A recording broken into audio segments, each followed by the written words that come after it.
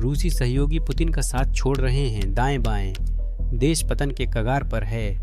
रूस की अर्थव्यवस्था की नींव बिखर रही है। अमेरिका ने रूस की दो सबसे बड़ी तेल कंपनियों रोसनेफ्ट और ल्यूक ओनियल पर भारी प्रतिबंध लगा दिए, जिससे सभी रूसी खरीद पर पूरी तरह से रोक लग गई। फिर पुतिन वास्तव में यह जानकर हैरान रह गए कि उनके तथाकथित दोस्त उनकी अर्थव्यवस्था का साथ छोड़ रहे हैं। रूस के सबसे बड़े खरीदारों की प्रतिक्रिया डरावनी थी। भारतीय रिफाइनरी ने तुरंत ही खरीदारी में कटौती कर दी और चीन ने सभी समुद्री आयातों को निलंबित कर दिया है। रूस के तेल आयात का 80% से अधिक अब खतरे में है। यह एक वित्तीय दुःस्वप्न है और यही वजह है कि रूस में कुछ राजनेता प्रतिबंधों को युद्ध की घोषणा कह रहे हैं, लेकिन रूसी नागरिक इसे कुछ और ही कह रहे हैं। सोवियत संघ के पतन की वापसी। खुद ही सुन लीजिए। पेट्रोल का कुछ तरह का पतन हो रहा है। हर जगह पतन है, पेट्रोल नहीं मिल रहा। मैं 5 पेट्रोल पंप देख चुकी हूँ और लगा था पैदल चलना पड़ेगा। यह पेट्रोल शहर से बाहर वाली सड़क के पार है। शहर से बाहर जाते वक्त थोड़ा पेट्रोल मिला, पर 92 ऑक्टेन बिल्कुल नहीं था। कुछ जगहों पर केवल कूपन से बेच रहे हैं। ये क्या है? सोवियत यूनियन है क्या? सोवियत यूनियन क्या है या ये क्या है? अब हम जानेंगे कि भारत और चीन अपना वादा क्यों तोड़ रहे हैं। लेकिन यह समझने के लिए कि यह कितना बुरा है, हमें रूस के अंदर अभी क्या हो रहा है देखना होगा। मुझे लगता है आप में से अधिकतर लोग यह देख चुके हैं, लेकिन रूस को एक नहीं बल्कि 2 प्रतिबंधों का सामना करना पड़ रहा है, एक पश्चिम से और एक यूक्रेन से। मैं इसे अच्छे से कैसे कहूँ? देखिए, यूक्रेनी प्रतिबंध रूसी संपत्तियों को सिर्फ फ्रीज नहीं बल्कि पिघला भी देते हैं। असल में बस कल ही रूस के ऊर्जा मंत्रालय ने घोषणा की कि उन्हें एक और रिफाइनरी को बंद करना पड़ा, क्योंकि यूक्रेनी ड्रोन द्वारा बिना पूर्व सूचना के निरीक्षण किया गया था। इसे देखिए। एफिंग फैंटम्स ने जोरदार हमला किया।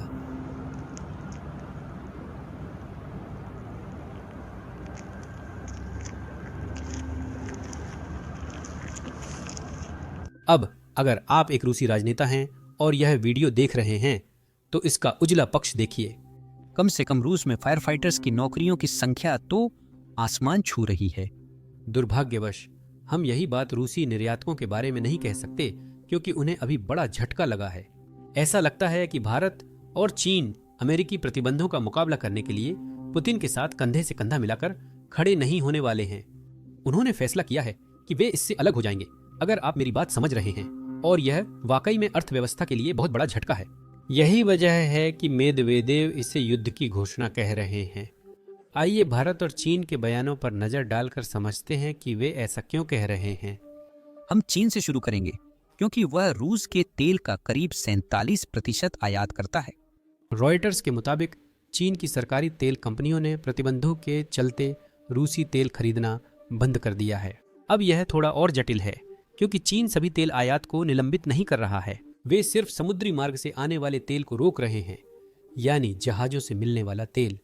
अब जाहिर है हमारे पास सटीक डेटा नहीं है कि वे पाइपलाइन से कितना आयात कर रहे थे और समुद्र के रास्ते कितना आयात कर रहे थे, क्योंकि ये चीन और रूस हैं जो पारदर्शिता के समर्थक नहीं हैं। लेकिन हमारे पास जो अनुमान है उनके आधार पर लगभग 80 से 90% चीनी आयात रूस से आ रहा था। तेल आयात खासकर समुद्री मार्ग से था।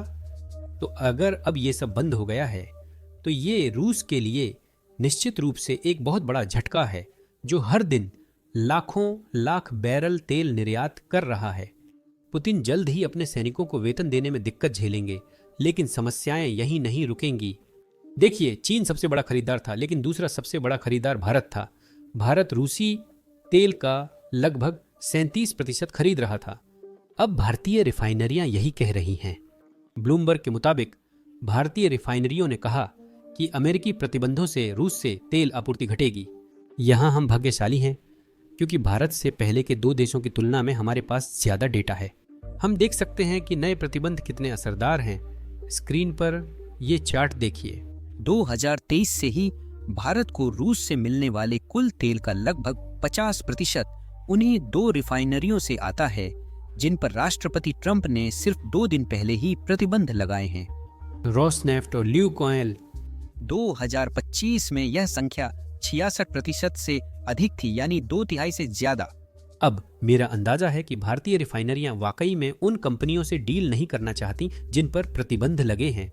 और यहीं पर मैं थोड़ा सा समझाना चाहता हूं कि नए प्रतिबंधों और पुराने प्रतिबंधों में क्या फर्क है। हमने इसके बारे में पिछले वीडियो में बात की है, तो अगर आप सारी जानकारी चाहते हैं तो उसे जरूर देखें। लेकिन संक्षिप्त जानकारी यह है कि पुराने प्रतिबंध वास्तव में मूल्य सीमा को लक्षित कर रहे थे। तो हमने रूसी तेल को वैश्विक बाजार से बाहर नहीं किया था। हमने कहा कि देश रूसी तेल मूल्य सीमा से कम पर ही खरीदें। शुरुआत में मूल्य सीमा $60 थी, बाद में कई यूरोपीय देशों ने इसे $47 कर दिया।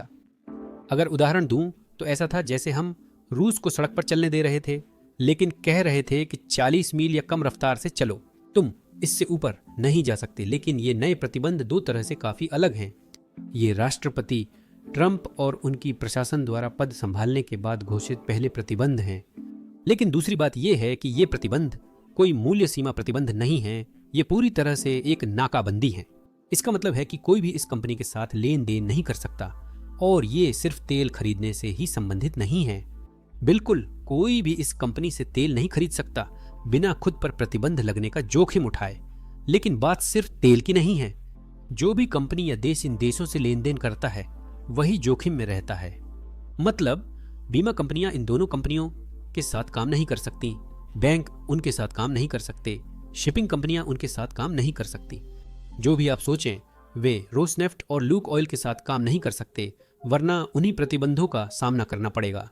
और जाहिर है भारतीय अर्थव्यवस्था और चीनी अर्थव्यवस्था कितनी हद तक अमेरिका को सामान निर्यात करने पर निर्भर है, इसे देखते हुए वे ये जोखिम नहीं लेना चाहते। इसी कारण भारत की निजी कंपनियां जैसे रिलायंस ऑयल भी कह रही हैं कि हम तेल की खपत कम करेंगे। हम खासकर इन दो रूसी कंपनियों से खरीदारी कर रहे हैं। यह बड़ी बात है क्योंकि रूसी तेल का 48% चीन और 37% भारत जाता है। कुल मिलाकर यह 80% से भी ज्यादा है। अब जाहिर है वह सारा तेल इन दो कंपनियों से नहीं जा रहा है जिन पर राष्ट्रपति ट्रंप ने प्रतिबंध लगाए हैं, लेकिन ये दो सबसे बड़ी कंपनियां हैं। 80% का बड़ा हिस्सा जो चीन और भारत जा रहा था इन्हीं दो कंपनियों से होकर जाता था। अब वह प्रवाह बंद हो गया है। निश्चित रूप से यह पुतिन के लिए एक बहुत बड़ी समस्या है, लेकिन जैसा कि आप लोग अंदाजा लगा सकते हैं, पुतिन का अहंकार बहुत बड़ा है, तो वह कभी भी खुद को किसी भी तरह की कमजोरी से नहीं जोड़ेगा। हमने यह तब से देखा है जब से रूस में कुर्ज पनडुब्बी में विस्फोट हुआ था। वह उस प्रेस कॉन्फ्रेंस में गया था और वह एक बहुत बहुत बड़ी गलती थी। तब से वह हमेशा रूस की किसी भी कमजोरी से दूर रहा है। और यही वजह है कि जब ये प्रतिबंध घोषित किए गए तो पुतिन ने मूल रूप से आकर कहा, अरे दोस्तों, ये प्रतिबंध कोई बड़ी बात नहीं है। पूरा बयान सुनिए। उन्होंने यही कहा। अब इन नए प्रतिबंधों के बारे में सबसे पहली बात, इसमें कुछ भी नया नहीं है। हाँ, ये हमारे लिए गंभीर प्रकृति के हैं, बेशक यह समझ में आता है। मैं नहीं करता और उनके कुछ परिणाम होंगे, लेकिन फिर भी वे हमारे आर्थिक कल्याण पर महत्वपूर्ण रूप से असर नहीं डालेंगे। ये निश्चित रूप से दबाव डालने की कोशिश है। यह रूस पर दबाव डालने की कोशिश है, लेकिन कोई भी स्वाभिमानी देश और कोई भी स्वाभिमानी जनता कभी भी दबाव में आकर कोई फैसला नहीं करती। वे दबाव में आकर फैसला करते हैं। और बेशक रूस को यह विशेषाधिकार प्राप्त है कि वह खुद को स्वाभिमानी देशों और लोगों की इस सूची में महसूस करे और माने। बिल्कुल, ये कोई दोस्ताना कदम नहीं है। बिल्कुल, यह रूस के प्रति एक गैर दोस्ताना कदम है, यह एक स्पष्ट बात है। और यह रूसी अमेरिकी संबंधों को मजबूत नहीं करता जो अभी अभी सुधरना शुरू हुए हैं। बिल्कुल, ऐसे कदमों से अमेरिकी प्रशासन रूसी अमेरिकी संबंधों को नुकसान पहुंचाता है। मुझे नहीं पता आप क्या सोचते हैं, पर मुझे लगता है कि किसी और के देश में घुसना काफी गैर दोस्ताना है। शायद पुतिन को दूसरों को गैर दोस्ताना कहने से पहले खुद को देखना चाहिए।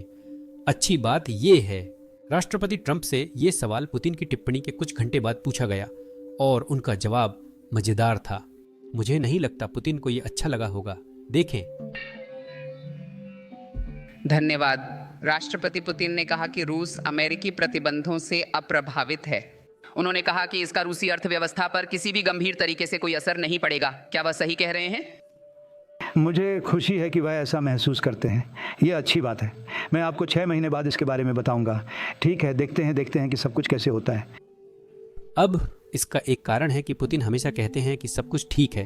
उसका कारण यह है कि उनके पास ऐसे हमलावर लोग हैं जो उनके लिए बोलते हैं, और ये हमलावर लोग तब सक्रिय हो जाते हैं जब रूस पर दबाव महसूस होने लगता है, और यही अभी हो रहा है। अगर आप देखना चाहें कि कुछ रूसी अर्थव्यवस्था या क्रेमलिन पर कितना असर डाल रहा है, तो देखें मेदवेदेव क्या बोल रहे हैं। यही उन्होंने कल किया और यही बयान जारी किया। उनका कहना है कि प्रतिबंध युद्ध की घोषणा जैसे हैं। ट्रंप द्वारा बुडापेस्ट में शिखर सम्मेलन को रद्द करना, हमारे देश पर अमेरिका द्वारा नए प्रतिबंध, और क्या बदनाम टोमहॉक के अलावा कोई नया हथियार होगा?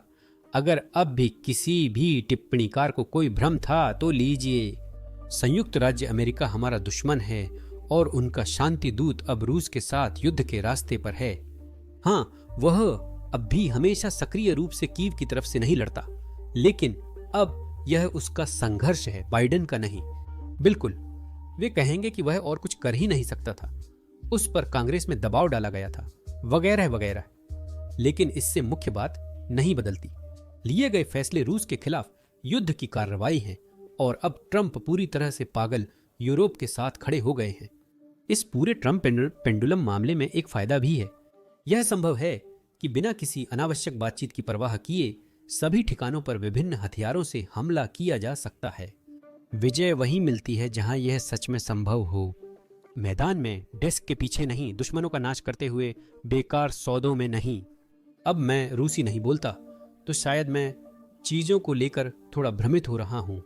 लेकिन पुतिन के अनुसार, मेदवेदेव के अनुसार और रूसी संसद के अनुसार यूक्रेन में जो हो रहा है वो युद्ध नहीं है, ये एक विशेष सैन्य अभियान है।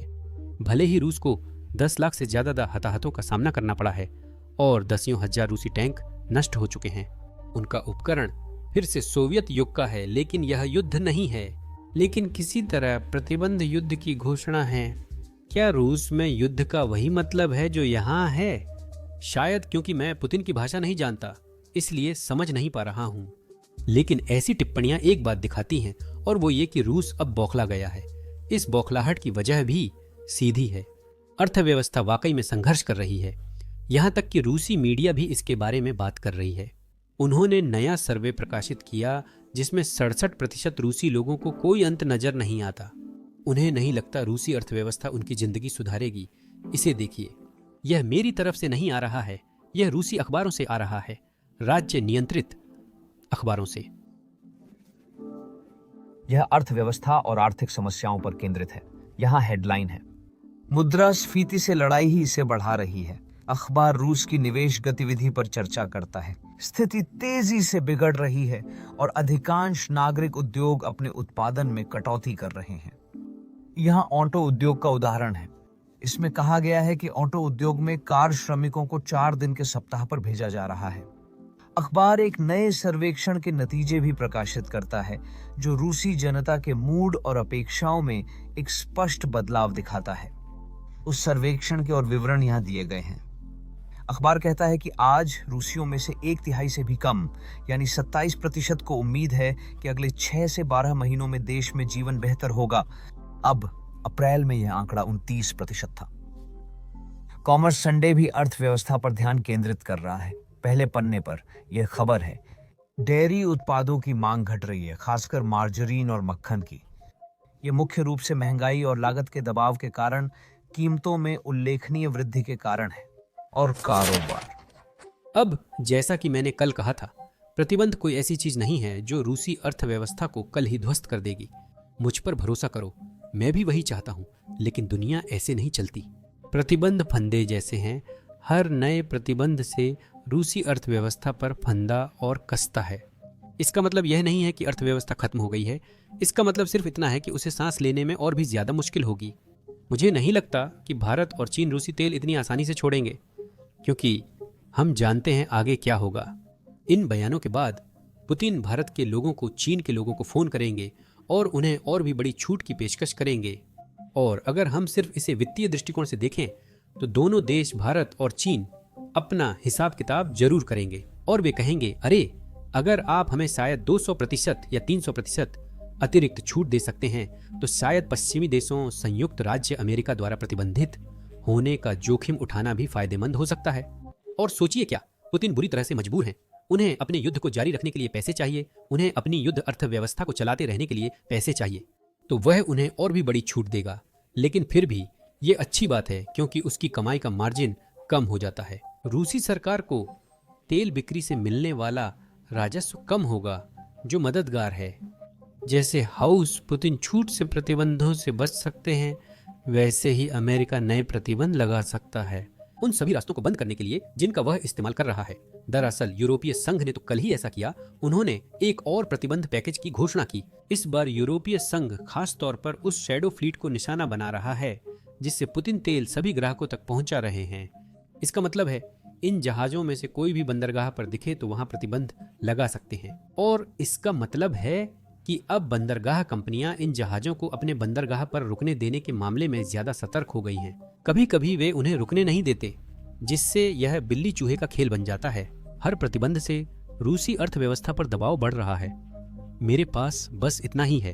अगर आपको ये अपडेट्स पसंद आते हैं तो नीचे लाइक और सब्सक्राइब बटन जरूर दबाएं और मैं आप लोगों से अगली बार मिलूंगा।